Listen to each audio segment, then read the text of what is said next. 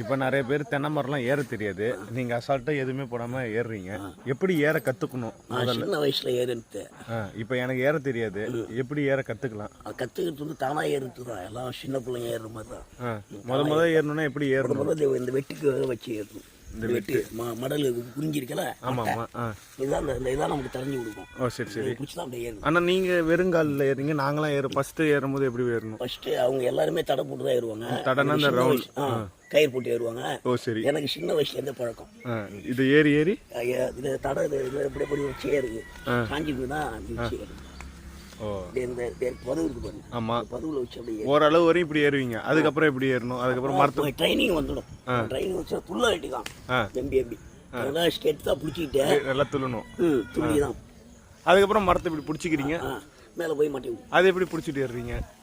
அதான் மட்டை கையில் பிடிச்சி இல்லை, இங்கே போகும்போது இப்படி கட்டி அணைச்ச மாரி ஏறுறீங்கல்ல, கட்டி அணைச்ச மாதிரி ஏறலாம். அது போக கற்றுக்கணும்.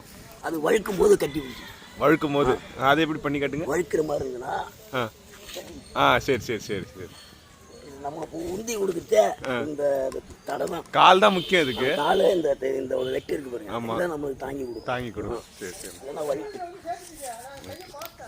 ஒரு எத்தனை வருஷமா? 20 சின்ன வயசுலேருந்து ஏறுறீங்க? சின்ன வயசு. ஓகே, நல்லா 6 பேக் மாதிரி வச்சுருக்கீங்க உடம்புலாம். ஓகே. டெய்லி எத்தனை மரம் ஏறுவீங்க? நான் முன்னாடி சின்ன வயசில் 96 மரம் ஏறினேன்.